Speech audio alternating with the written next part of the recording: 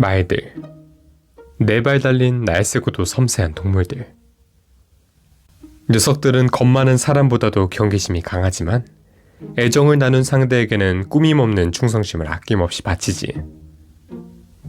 말장수는 그런 말들을 길러 파는 사람이야. 그리고 당시 티겔에서 가장 유명한 말장수라 하면 장도락이라는 이름의 노인이 있었지. 곰 같은 몸집에 바위보다 무거운 입. 이 무뚝뚝한 노인은 지독한 옹고집쟁이로 유명했어. 장도락이가 집안 대대로 기르던 말들은 전국에서 찾으러 올 정도였는데 이 말들 하나하나가 기와집 서너 채 값은 거뜬히 나갔다고 해. 심지어 티겔의 왕도 사냥에 나설 때는 장도락이가 기른 말을 타고 다녔다지. 하지만 장도락이가 진정으로 이름을 떨친 것은 바로 천락수가 티겔의 땅 위로 올라온 뒤부터였어. 정확히 말하자면 광안의 상인들이 그의 말들에게 눈독을 들이기 시작한 뒤부터지. 갑작스러운 질문일지도 모르겠지만 광안에서 부유한 사람을 어떻게 구분해낼 수 있었을까?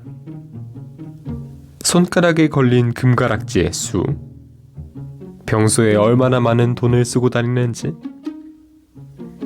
그 행동가짐에서 우러나오는 품격과 느긋함? 사실 이보다 간단하게 알아낼 방법이 있어. 바로 그들이 마차를 가지고 있는지 보면 돼. 광안에서 마차는 힘과 부의 상징이었어. 좀 잘 산다고 하는 사람들은 누구 하나 빠짐없이 마차를 소유하고 있었지. 그럼 마차가 움직이기 위해 필요한 건 뭘까? 그래, 바로 말이야. 티겔에 도착한 광안의 부자들은 곧바로 새로운 말들을 찾기 시작했어. 이전에 그들이 가지고 있던 말들은 티겔의 환경에 잘 적응하지 못했거든. 장도락이는 이들의 요구에 충실히 답해주었지. 각 요구자의 필요에 걸맞은 말을 맺어주니 그의 말들은 그야말로 날개 돋친 듯이 팔려나갔어. 이전에 봤던 값의 4배, 5배의 금액으로 말이야. 하지만 장도락이가 어떻게 해도 팔지 않았던 말들이 있었어. 새빨간 눈에 시커먼 털과 갈기를 지닌 6마리의 말들. 그 몸집은 적어도 평범한 말의 서너 배는 되었지. 상인들은 이 검은 말들에 큰 관심을 가졌어. 그들은 많은 양의 황금을 내밀며 자신들에게 말들을 팔지 않겠느냐 물었지. 장도락이는 그 제안을 단칼에 거절했어. 자네들은 결코 이 말들을 감당할 수 없을 걸세. 그는 상인들을 돌려보내며 말했지. 그리고 자네들은 이 말들을 필요로 할 이유도 없네. 그러니 다른 말을 찾게나. 이 일이 있고 난 뒤 묘한 소문이 광안을 따라 돌기 시작했어. 장도락이의 검은 말들을 가지기 위해서는 그에 걸맞은 자격이 필요하다. 그 소문은 자신을 시험해보고자 하는 자들을 한순간에 사로잡았어. 많은 상인과 지휘관들, 유명한 부자와 지식인들, 그들은 말들을 사겠다 떵떵거리며 장도락이를 찾아왔지. 그도 그럴 것이 그 거대한 행마들은 딱 자기 같은 영웅이 타고 다닐 법한 모습이었거든.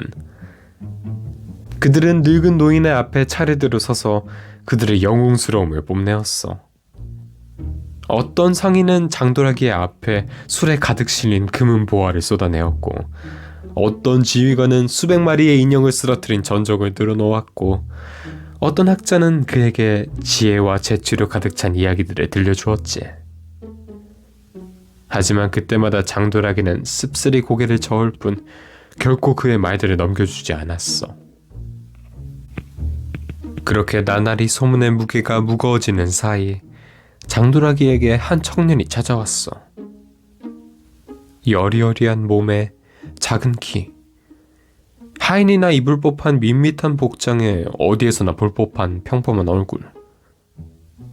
그의 모습은 어디를 보아도 영웅에 걸맞지는 않았지. 줄을 선 다른 이들이 수군거리는 동안 청년은 장도라기에게 대나무를 끼운 두루마리를 건넸어. 편지는 다음과 같은 내용을 담고 있었다고 해. 귀하가 가진 호마 6마리가 급히 필요합니다. 금액을 제시해 주시길 바랍니다. 직접 찾아오시길 원하신다면 제가 보낸 종자가 선착장까지 안내해 드릴 겁니다. 참으로 짧기 그지없는 편지. 하지만 그 짧은 문구야말로 장도라기가 그토록 기다리던 것이었어. 자네, 여기까지 오는데 얼마나 걸렸는가? 그는 나긋나긋한 목소리로 청년에게 물었어. 청년은 2시간이라 답했지. 늙은 말장수는 느긋이 하늘을 바라보았어. 해는 이제야 서서히 하늘을 오르고 있었지. 함께 가세. 그는 작게 중얼거리고는 자리에서 천천히 일어났어. 이윽고 그는 청년이 타고 온 마차에 올라탔지. 어안이 벙벙해진 위대한 머저리들을 놔둔 채로 말이야. 1시간, 그리고 1시간이 더 지날 즈음 마차는 드디어 목적지에 도달했어. 그곳은 티겔의 남서쪽에 위치한 선착장이었지. 부두에 기대어진 크고 작은 배들은 가지각색의 화물들을 싣거나 내리고 있었어. 청년은 마차에서 내려 어딘가로 향하더니 한 여인과 함께 되돌아왔지.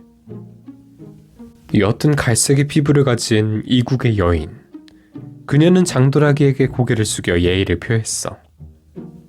장도라기도 고개를 숙여 화답한 뒤 호마들을 어디에 사용할 것인지 물었어. 여인은 마차를 끄는 데 필요하다고 대답했지. 그리고는 장도라기에게 함께 걷기를 청했어. 늙은 노인은 말없이 그녀의 뒤를 따르니 둘은 선착장에 놓인 화물들 사이를 걷기 시작했지. 대체 어떤 마차이기에 6필이나 필요하오? 큰 마차라 해도 2마리면 충분할 것을. 장도라기는 껄껄 웃으며 물었어. 하지만 그의 두 눈은 날카롭게 여인의 얼굴을 살피고 있었지. 여인은 잠시 뜸을 들인 뒤 그 질문에 천천히 답했어. 갈 장소는 많고 시간은 적으니 어찌하겠습니까? 얼마 지나지 않아 파도 소리 사이로 낯선 소리가 들려왔어. 톱과 망치 소리, 힘겨운 고함 소리. 장도라기가 그것이 무슨 소리냐 묻자 여인은 하인들이 마차에 짐을 싣는 중이라 했어. 조금 더 나아가자 그녀의 말대로 열심히 짐을 올리는 하인들이 눈에 들어왔지. 그것도 하나가 아닌 2개의 마차에. 일꾼들이 짐을 실을 수 있도록 각 마차는 모든 문이 개방되어 있었어. 덕분에 장도라기는 여인의 설명을 들으며 그 내부를 들여다볼 수 있었지. 여인의 말에 의하면 이 2칸은 각각이 별개의 마차가 아니었어. 그것은 개미 귀신이란 이름을 가진 결합형 마차였지. 머리와 몸통, 각 부분은 말 그대로 앞마차와 뒷마차를 의미했어. 머리의 크기는 일반적인 대형 마차와 크게 다르지 않았어. 마부를 위한 칸과 탑승자를 위한 칸.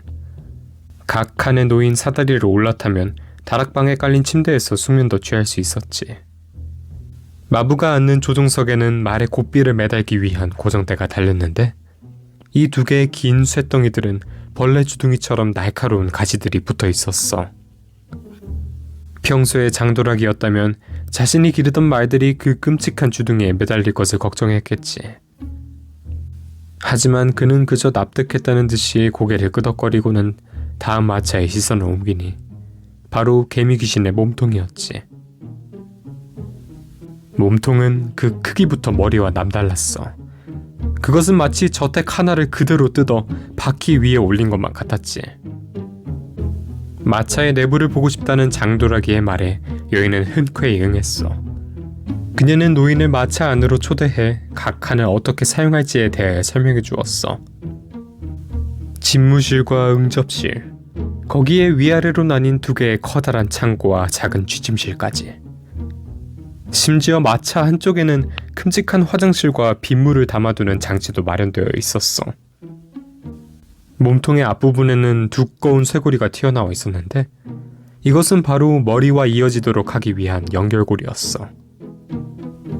이 연결고리를 이어서야 개미귀신은 비로소 그 완전한 모습을 보이게 되니 탐욕스러운 주둥이를 내민 머리, 그 대가리에 몇 배나 부풀어 오른 몸통, 그 모습은 굶주림에 절은 모래구멍 속의 벌레와도 같았단다.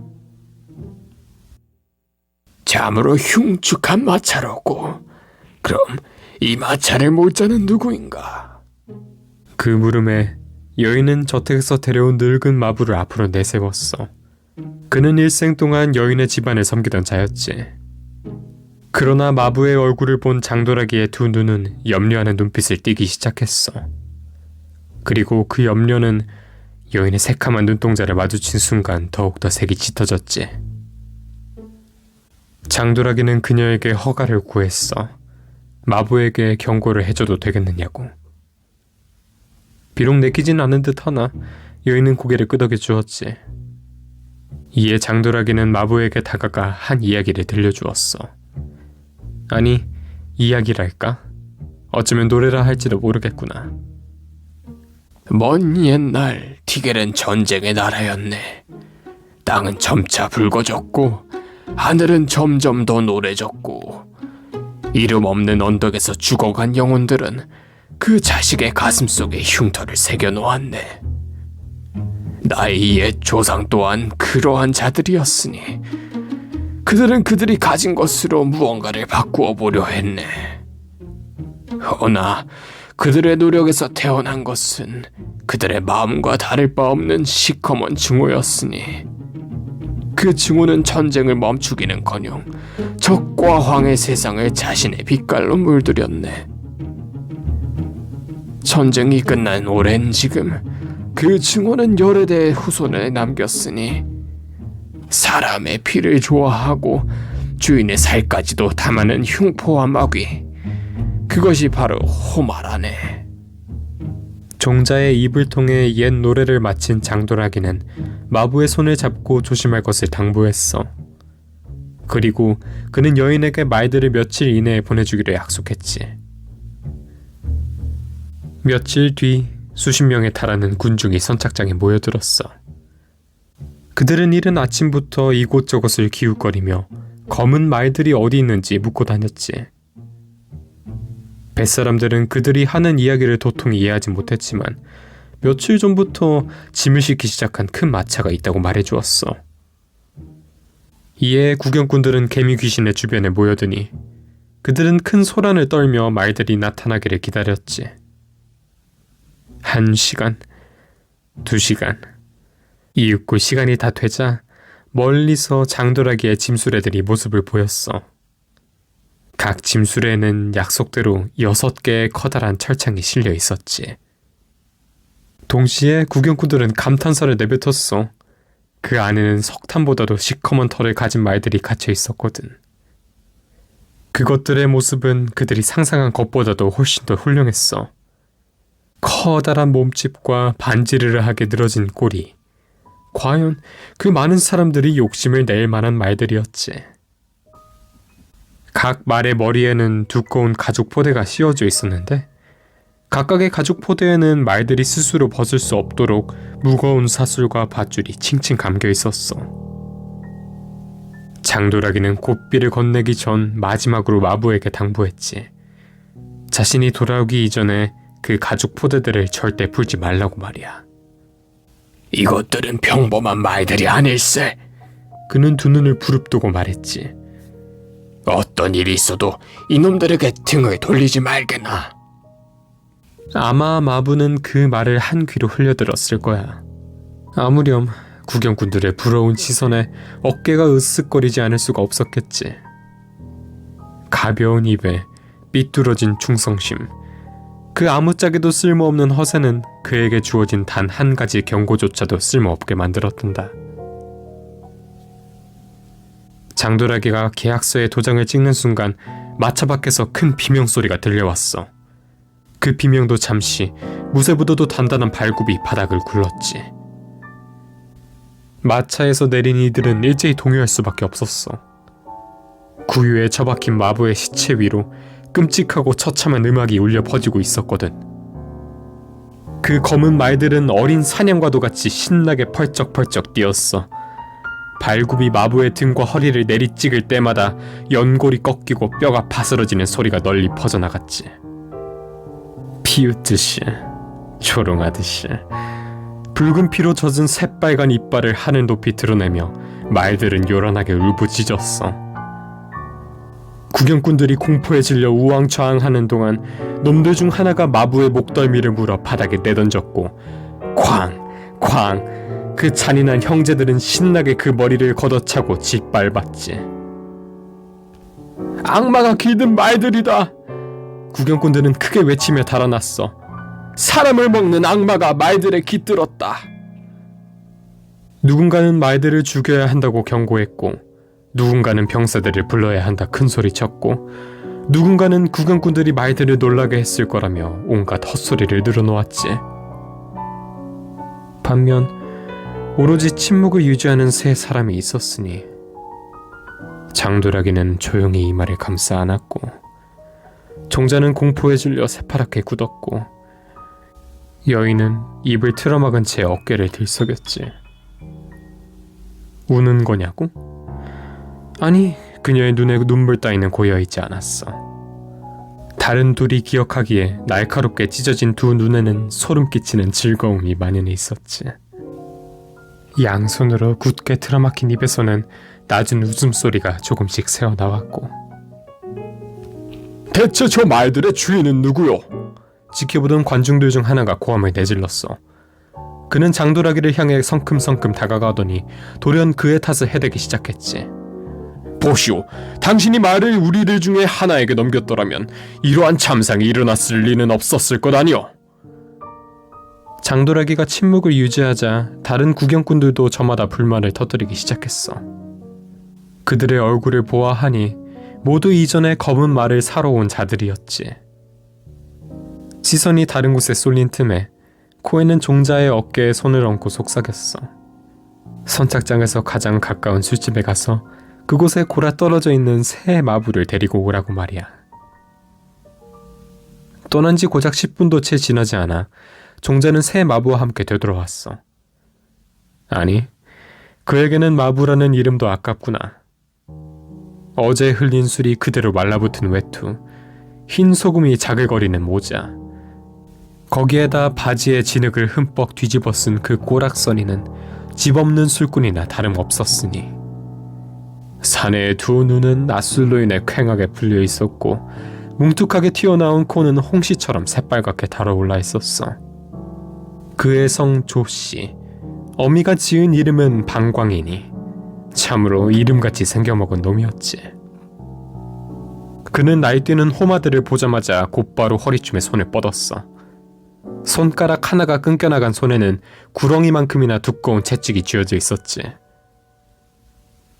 일반적인 혹은 정상적인 마부라면 그 채찍을 소리를 내는 데에 썼을 거야. 정말로 친다 해도 그것은 말들에게 고통을 주는 것보단 겁을 주기 위함이겠지.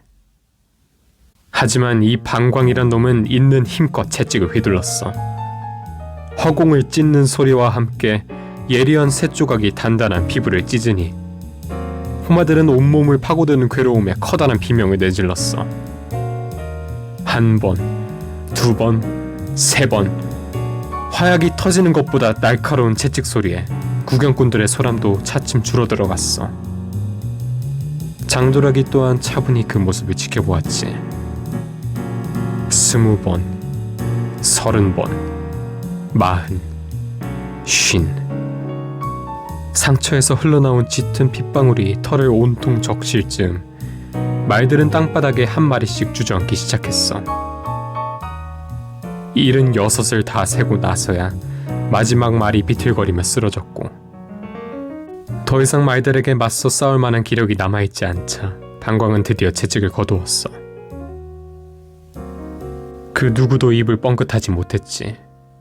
그 길고도 잔인한 채찍 소리에 모두가 얼어붙어 있었거든. 물론 한 명을 제외하고 말이야.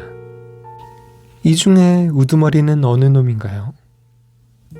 여인의 물음에 장도라기는 바닥에 쓰러진 말을 가리켰어. 형제들 중에 가장 마지막까지 버티다 눈을 하얗게 까디집고 기절한 놈이었지. 여인은 말들 사이로 걸음을 옮기더니 구유에 흩뿌려진 잔해의 손을 뻗어 날카로운 뼈 한 조각을 집어들었어. 그녀는 우두머리 말에게 다가가 그 뼈 조각을 놈의 코끝에 가져다 대었지. 피 냄새 덕일까? 힘없이 나가 떨어진 말은 머리를 흔들고는 천천히 몸을 일으키기 시작했어. 그 키는 여인의 곱절에 달했으니 그 그림자가 그녀의 전신을 뒤덮을 정도였지. 자신을 내려다보는 두 시뻘건 눈동자에도 여인의 시선은 조금도 요동치지 않았어. 오히려 그녀는 바닥에 깔린 창자들을 밟으며 더욱더 거리를 좁혔지. 호마야, 호마야, 나의 마차를 끄지 않으련 내 마차가 가는 곳에는 네가 좋아하는 것들이 많으니 많은 자들이 고통받고 피와 살과 비명이 넘쳐나는 곳이란다. 자상한 음색을 속삭이며 여인은 말의 가슴을 쓰다듬었어. 그곳의 숲풀은 살을 파고드는 벌레가 창궐하고 바닥의 돌들도 바늘같이 날카롭지. 그러나 사방에는 지독한 비향기가 가득 차 있고 공포로 무르익은 과실이 각 나무에 매달려 있단다. 여인이 노래를 이어갈수록 말들의 태도는 이전과는 사뭇 달라졌어. 마치 그녀의 말에 귀를 기울이는 듯이 놈들은 차분히 앉아 숨을 죽였지. 거칠게 요동치던 숨결은 잦아들고 대신 뜨겁게 달궈진 소리가 주위에 퍼져나갔어. 다만 그 우두머리는 여전히 기세를 굽히지 않았지. 르거운 콧김을 내뿜는 놈을 보며 여인은 비릿한 웃음을 흘렸어. 하지만 만약 네가 계속해서 따르기를 거부한다면 나의 마부는 다시 채찍을 휘두를 거야. 이번에는 너희의 내장이 흘러나오고 뼈가 드러날 때까지. 너희의 고기는 질겨서 쓸 곳이 없을 테니 바다 밑바닥에 던져야 할지도 모르겠구나. 너희가 마부의 고기를 뜯은 것처럼 바닷고기가 너희의 살을 뜯어먹겠지. 화를 참지 못한 우두머리 말은 앞발을 쳐들어 그녀를 후려치려 했어. 하지만 그 이전에 여인이 든 뼈조각이 그놈의 가슴팍을 파고들었지. 있는 힘껏 양손으로 밀어넣은 그 뼈조각에 말은 큰 비명을 내지르며 바닥이 나뒹굴었어. 여인은 놈의 갈귀에 손을 닦아내고는 방광을 향해 은어 한 장을 던져주었어. 아직 100을 다 못 센 것 같군요. 30대만 더 치세요. 그 뒤로 호마들은 두 번 다시 여인의 앞에서 날뛰지 않았단다. 충실한 노예처럼 놈들은 그들의 몸을 문 개미 귀신을 평생토록 끌고 다녔지. 채찍이 살가죽을 찢을 때마다 처절하고도 괴로운 비명을 내지르며 말이야. 소동이 일어나고 며칠이 지난 어느 날, 그 자리에 참석했던 구경꾼들 중 일부가 선착장의 술집을 찾아왔어. 구석에 들어 누운 조 방광을 찾아 깨우니 그들은 여러 질문들로 캐묻기 시작했지. 왜 장도라기가 그 여인에게 말들을 팔았는지, 여인이 대체 그에게 무엇을 제시했는지, 왜 그 여인이 그렇게까지 말들을 잔혹하게 대했는지, 그리고 그 무엇보다도 왜 자신들은 그 말들을 가질 자격이 없는 것인지. 조번광은 졸린 듯 두 눈을 끔뻑거리며 도리어 그들에게 물었어. 선생들, 호마가 뭔지 알게다 한감. 동그랗게 뜬 여러 눈을 보고 그는 그럴 줄 알았다며 거센 트름을 내뱉었단다.